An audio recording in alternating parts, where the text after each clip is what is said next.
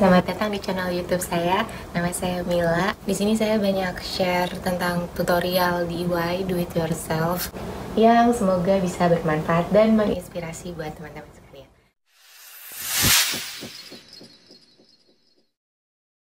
Sebelumnya saya akan share dulu hasil eksperimen saya.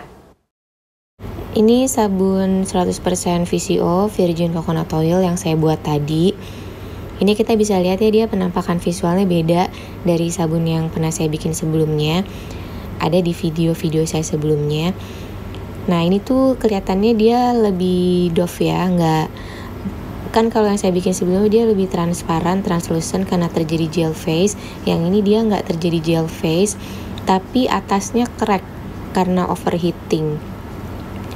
Ini kita bisa lihat dia tadi atasnya itu crack dan hampir terjadi volcano, yaitu hampir meluap gitu loh.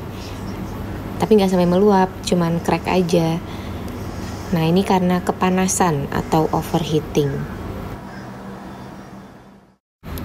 Ini juga lebih keras, jauh lebih keras dibanding sabun yang saya bikin sebelumnya, terutama di saat baru dikeluarkan dari cetakan ya, karena ini tuh baru berapa jam setelah dituang di cetakan, paling baru 3 atau 4 jam gitu, 4 jam kayaknya, baru 4 jam tapi dia udah keras. Dan ini dia masih agak hangat ya, cuman karena udah keras jadi saya coba potong aja. Ternyata dia nggak bisa dipotong pakai wire cut, yang ada tuh wire cutnya malah putus saking kerasnya. Kenapa saya mencoba untuk bereksperimen mengurangi kadar air ketika pembuatan sabun?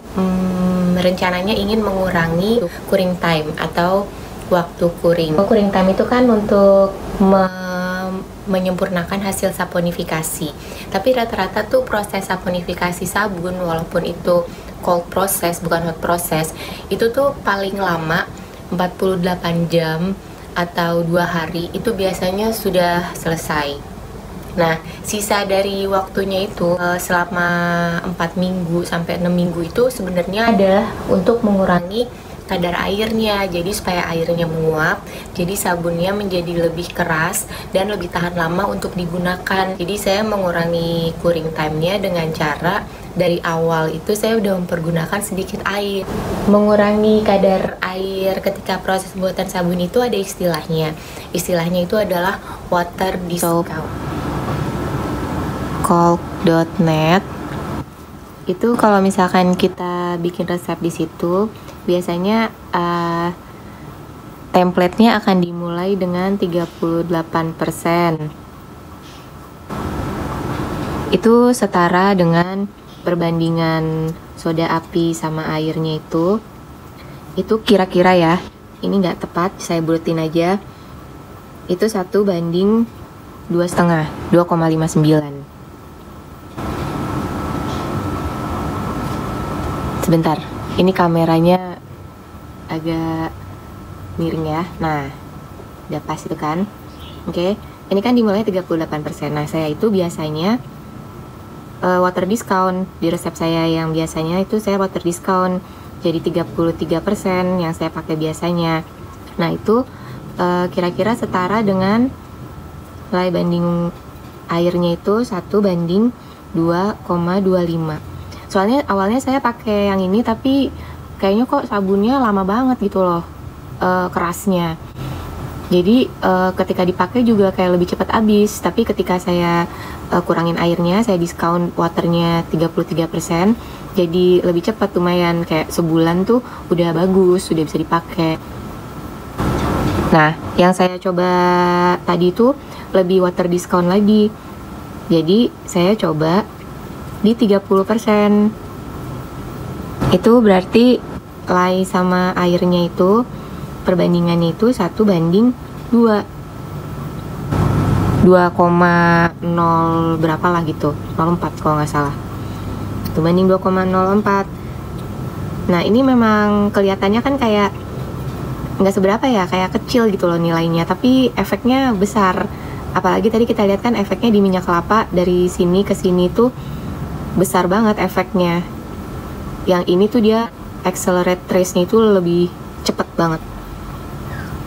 Kalau menurut yang saya baca di shopqueen.com atau yang brandnya kita kenal dengan brand Burberry, itu yang common, yang biasa dipakai oleh para pesabun pembuat sabun atau soaper, yang common itu perbandingan lye dan waternya itu 1:2,3.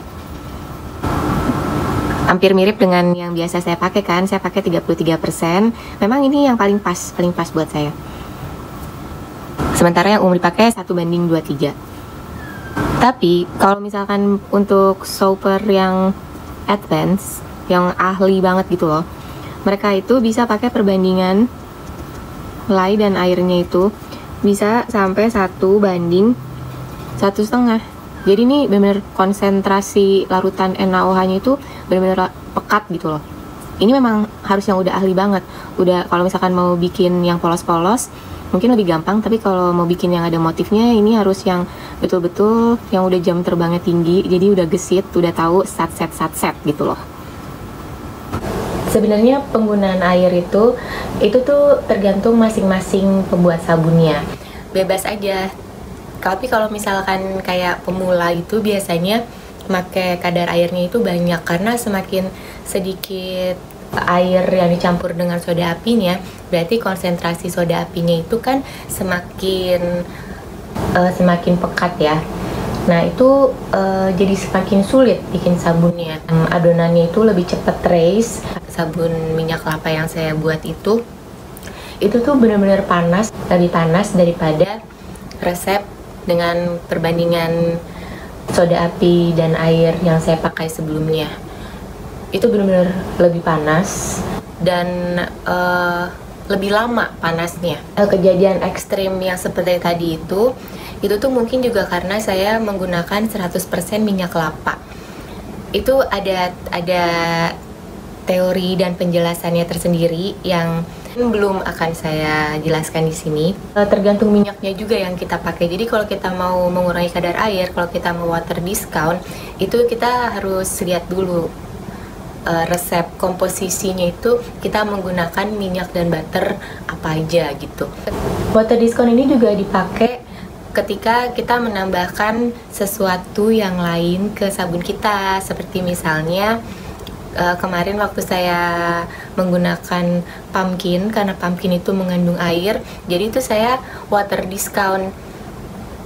Air yang saya gunakan untuk mencampur soda apinya itu saya dikurangi sesuai dengan proporsi pure yang saya gunakan. Begitu juga waktu saya bikin sabun dengan pepaya, dengan madu, itu saya mengurangi air untuk kan nanti digantikan dengan bahan yang akan saya gunakan untuk bikin sabun, bahan tambahannya gitu maksudnya. Selain itu, kalau misalkan kita pakai titanium dioxide, menurut pengalaman saya selama ini, kalau kita menggunakan titanium dioxide, itu kalau kadar airnya tinggi, biasanya akan membentuk glycerin river. Yang namanya glycerin river itu ada di sabun sebelah kanan. Itu kan kita bisa lihat tuh ada motif corak-corak yang ada translucent-nya itu. Nah itu adalah tempat dimana terjadi gel phase, tapi nggak di semua tempatnya. Ini biasanya terjadi nih rawan kalau pakai titanium dioxide. Nah ini saya pakai kadar airnya itu yang 38% air dan oil itu. Sementara itu ketika saya bikin lagi saya kurangin airnya. Jadi 30% perbandingan air dan minyaknya. Jadinya mulus, nggak ada glycerin rivernya. Glycerin river itu nggak masalah ke fungsi, cuman kalau misalkan kita pertama-tama itu desainnya pengennya mulus gitu, pasti kan kita kayak merasa gagal dari segi desain aja ya. Tapi sebenarnya banyak juga orang tuh yang suka ada glycerin rivernya, walaupun itu kayak untung-untungan, kadang muncul kadang enggak gitu.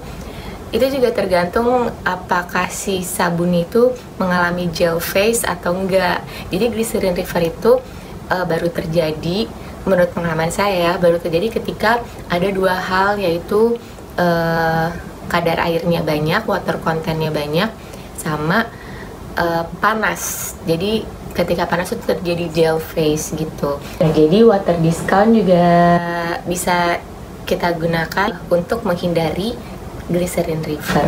Sepertinya untuk kedepannya saya tidak akan mengurangi kadar air untuk membuat sabunnya 100% VCO. Tapi saya udah punya pengalaman di resep saya yang lain yang mengandung soft oil, itu sebenarnya nggak terlalu masalah gitu. Walaupun sebenarnya fungsinya tuh nggak berubah ya, sabunnya tetap bisa dipakai, cuman yaitu dipotongnya susah, terus tadi crack atasnya karena terlalu panas. Oke, cukup sekian dulu video saya kali ini, semoga berguna. Sampai ketemu lagi next time. Terima kasih, dadah.